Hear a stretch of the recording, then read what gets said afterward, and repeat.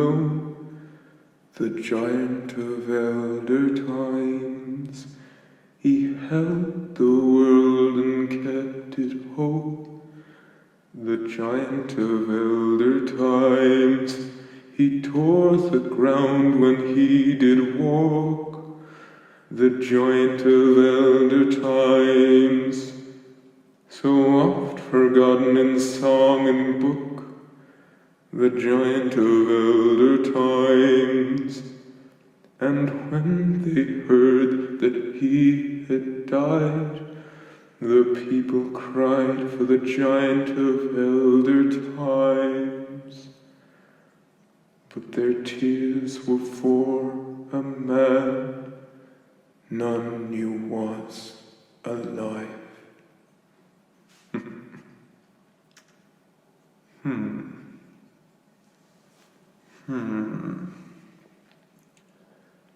I wonder, what is this sound that echoes around and brings so many grief? The greedy man, the poor man hate it. They kill it for relief. And now I hear it running around. I hear you, little thief. You cannot hide, you cannot run. It's only you and I. This little mouse is in my house, and your capture is nigh.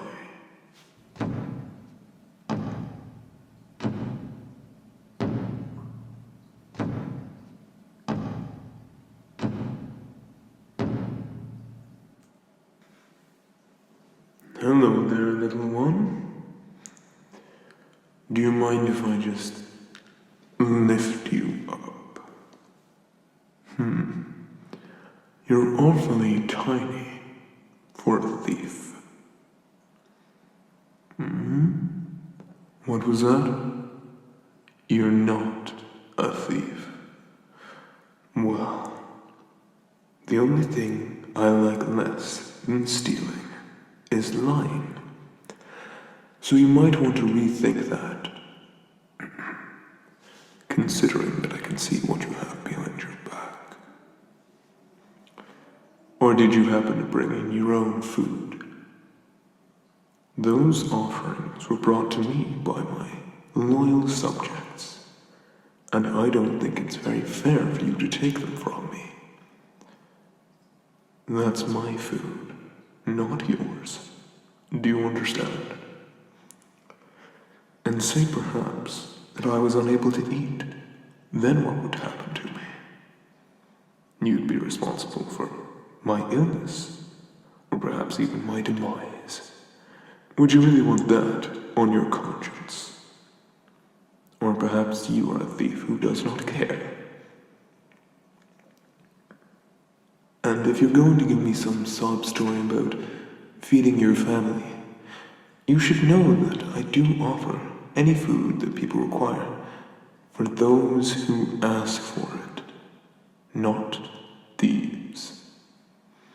So perhaps, if you were kind and courteous, I might give you some leeway. Go ahead. I'm waiting. Well, I'm not sure. What is the food for exactly?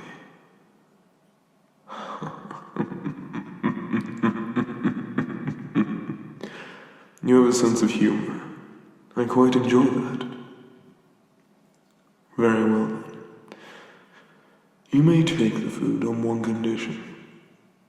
Well, seeing as I have all the power here, and you have none, I think I can set as many conditions as I like, but we'll stick to one for the sake of courteousness. You know, considering that I could crush you in my hand at the moment. But of course, it's not polite to talk about those kind of things. I know so often people are afraid of things taller than themselves for the sake of fear that they will be attacked or torn apart or simply swept aside. But I will wish to tell you that I, Atlas, god of the hunt, am here to be your friend, provided you do what I say. I'm quite merciful, in the grand scheme of things. There's a lot of gods who would smite you right here and now. But I'm old and, well, quite frankly, I enjoy the company. So, little one, why not tell me your name? An interesting name to be sure, and not one I've heard before. But then again, I am very old, and the people don't usually stick around that long to tell me their names. So the names I mainly know are ancient, and I suppose that names might adapt and change. Tell me, is the name Atlas still popular? I like to think it is. People keep me in their memories, although I'm unsure if this is true. Is there any who cares for the god of the hunt? Perhaps not. I do wish you'd stop trying to stand up. You lose your balance and then, well, the floor is made of a very hard marble, and falling from this height would be very unfortunate. So just relax, and everything will be fine.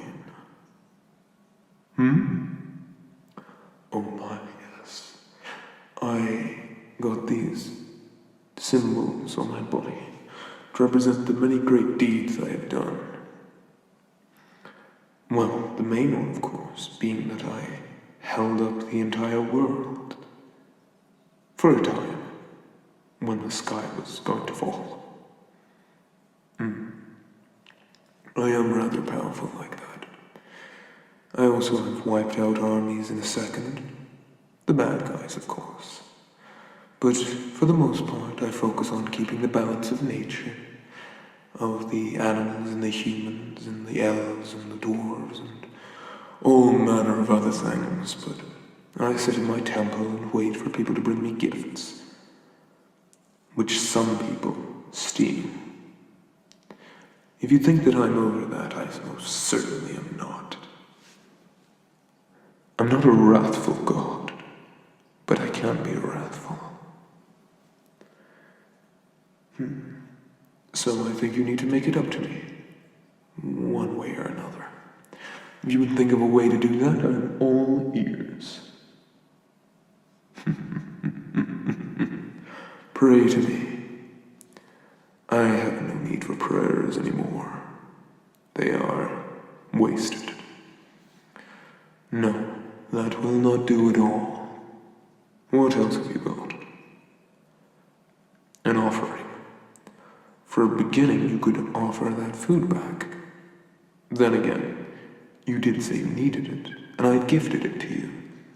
So, it would be rather rude to give it directly back to me. You'd have to find me something else. I do like antlers an awful lot. But skulls and such, I often... Well, they're very fragile, and I break things very easily with my fingers. Just one slip up and it's gone. Dust. I cannot tell you the amount of times I've tried to drink tea from your tiny cups, and I just crack. You know, it's very similar to the way you have to deal with humans in your hands. They are so fragile. A big bag of bones and meat. But please do not panic. I know what I'm doing. I've picked up humans before, and I've never once crushed one that I did not intend to. And I haven't intended to crush very many. I mainly deal on a more celestial level with who I wish to fight. Humans are beneath me, both literally and metaphorically. Oh, thank you. I have been growing this beard for a few millennia. I don't think I look right clean-shaven, to be honest. You are a charming little thing, I'll give you that. A charming little mouse. It's my pet name for humans.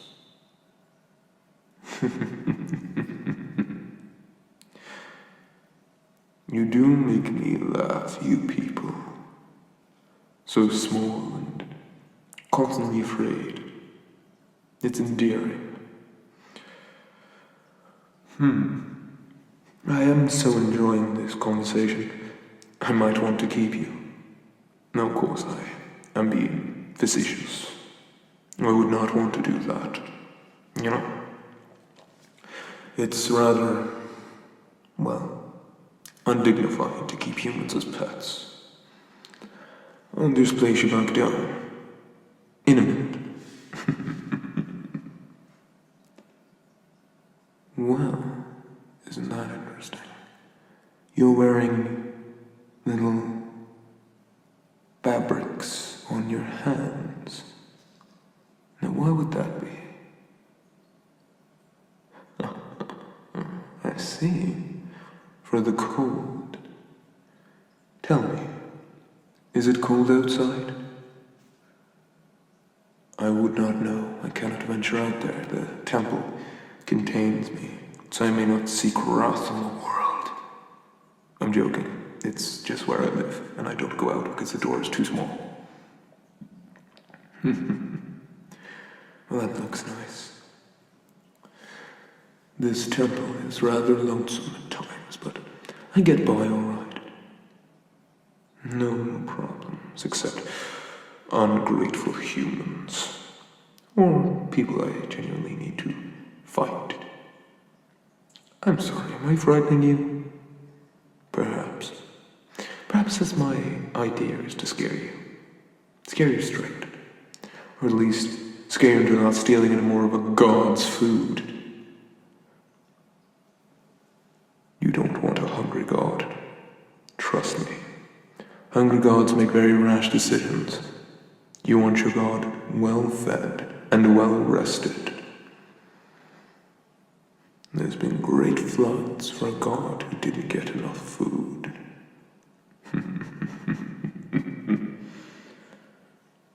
Yes. Well, I suppose if you were to spread my message across the land, get more worshippers to me, that could be a fair trade. But if I didn't see any increase in the amount of people coming to my temple, I would know that you didn't do your job, and, well, being a very powerful person, tracking you down wouldn't be very hard. And that's not a threat. It would just be to have another conversation until you get it right. Alrighty. Well, I do believe we're done here for now. Yes. Yes, I believe you can go. Let me put you down. But if you ever double-cross me, the fury of Atlas will be upon you. Now have a lovely day, and make sure you enjoy that bread. I hear it goes well with cheese, which you are not allowed to take, unless you ask. Yes, you can take some cheese. Alright, have a lovely night. Good to have company.